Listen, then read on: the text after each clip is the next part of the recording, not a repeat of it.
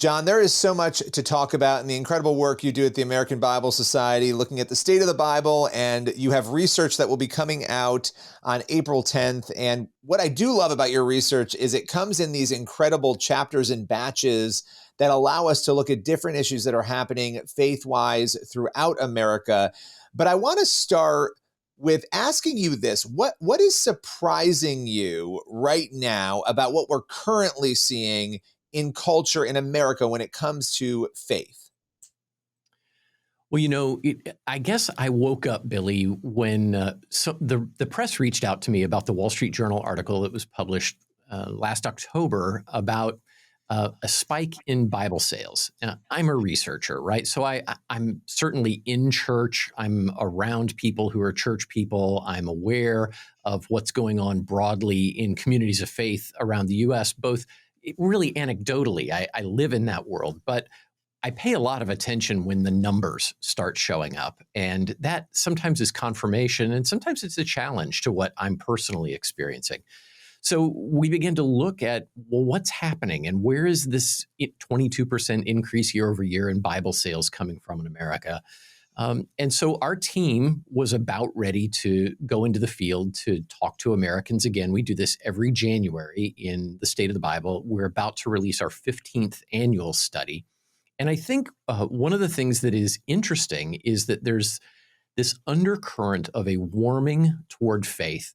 In fact, Dr. Rhiannon McAleer, who is my counterpart at the British and Foreign Bible Society, sent me an email and she said, John, what are you seeing? Because we just did a major study in the UK and Gen Z, as she would call it, is really showing warmth toward the Bible that we haven't seen before. And so I think from a lot of angles, from Europe, from the United States, from Canada, from data and from experience, we're starting to get a sense that there is something going on. The inner C.S. Lewis in me wonders, is Aslan on the move?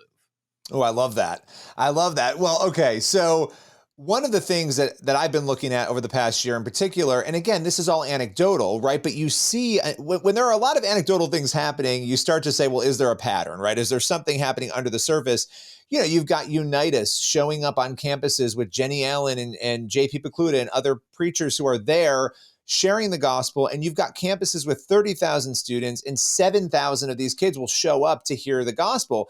That doesn't seem normal. It's not something we would hear about. And so I started hearing those examples, seeing them. We started reporting on them. Then you started hearing other ones. And it was almost every week where you had these insane gatherings happening. And it really started with Asbury, right? And that debate about whether or not it was a revival or an outpouring. But from there, it has just moved over the last couple of years.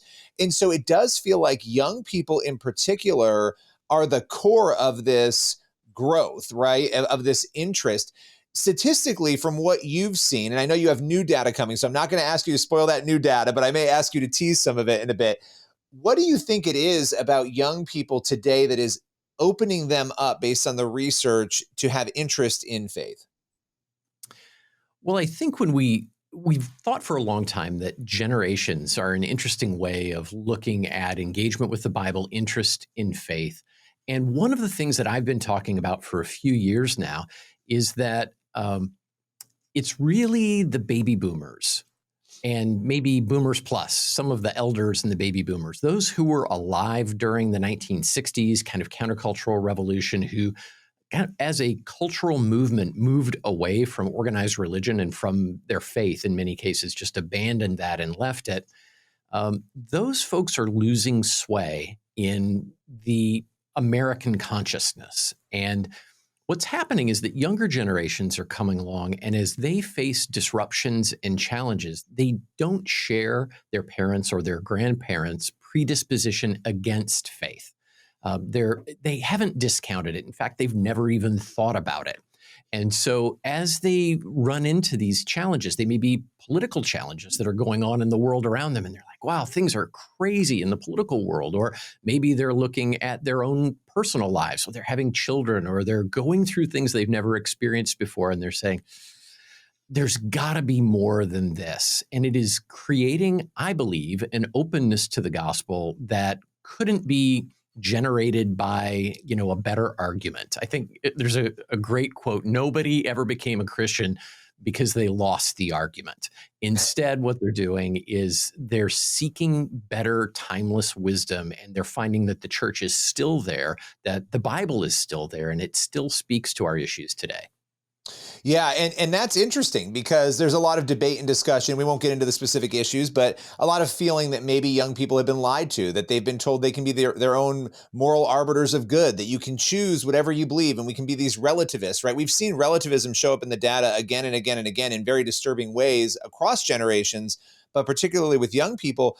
But when that gets put into practice, I think everybody realizes, well, relativism doesn't really work. There is a truth. And so if you hit this point of feeling like maybe people haven't been honest with you, or maybe that you've missed the truth somehow, it is interesting that you would go to the ultimate truth, which as Christians, we would believe it's Christianity, obviously. So one of the things, just kind of piggybacking off of that has shown up in the Pew data, and you've seen it in your data too, with the nuns, not the Catholic nuns, but those who are not attached or affiliated to a faith, a flatlining there. Now Christianity has been on this decrease, and the projections of Christianity were, pretty dire in terms of, and again, this is nominal, calling yourself a Christian, we're pretty dire, but now suddenly Christianity that decline is flatlining. What do you make of that? Because as a researcher, that must be fascinating to see.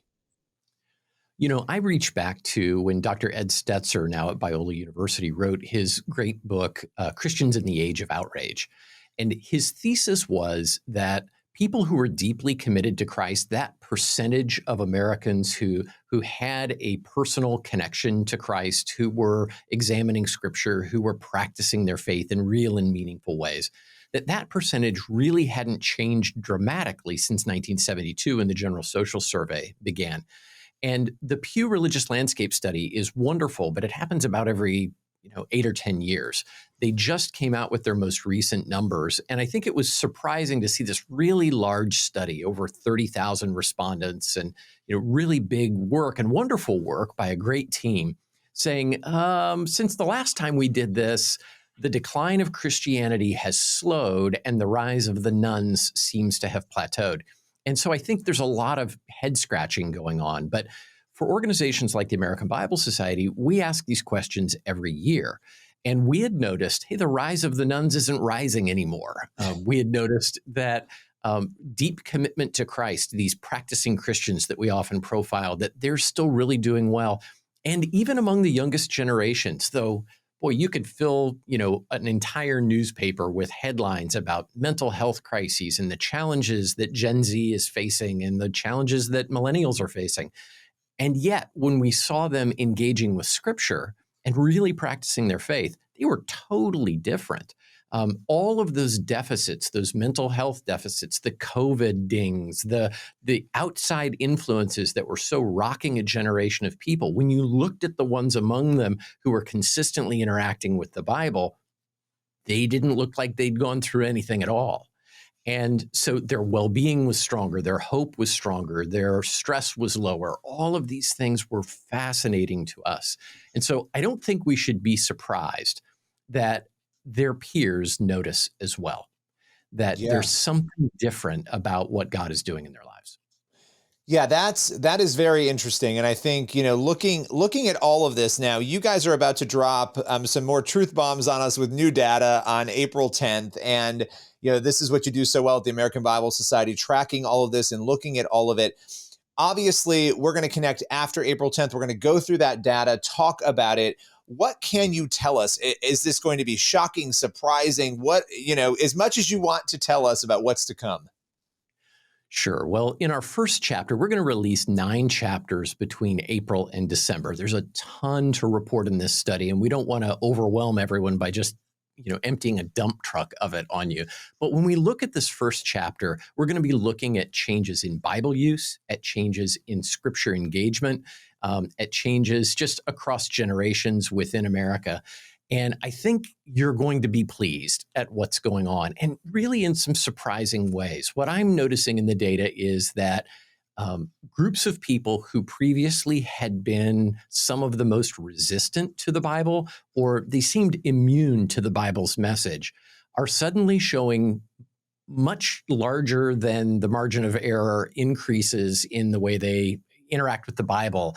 And so I think taken as a whole, that batch of data taken together with Bible sales are up, taken together with what we're hearing from Europe, taken together with what we're seeing on college and university campuses, and not just Christian colleges and universities, but secular colleges and universities.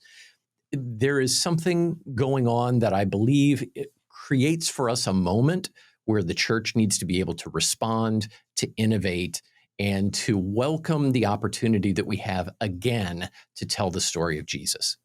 That's incredible. I mean, and that is what we're called to do. And very rarely do we have a moment like we're watching right now. And I think people are feeling that, but it'll be interesting to see what the numbers show us. And so where can people go April 10th to grab that first chapter? Well, even today, you could go to stateofthebible.org. And when you go there, you can click to download the current edition, which is the 2024 edition of State of the Bible. When you do that, we'll add you to our mailing list. And so on the morning of the 10th, about 7 o'clock in the morning Eastern time, look at your inbox. There will be a link that you can click on.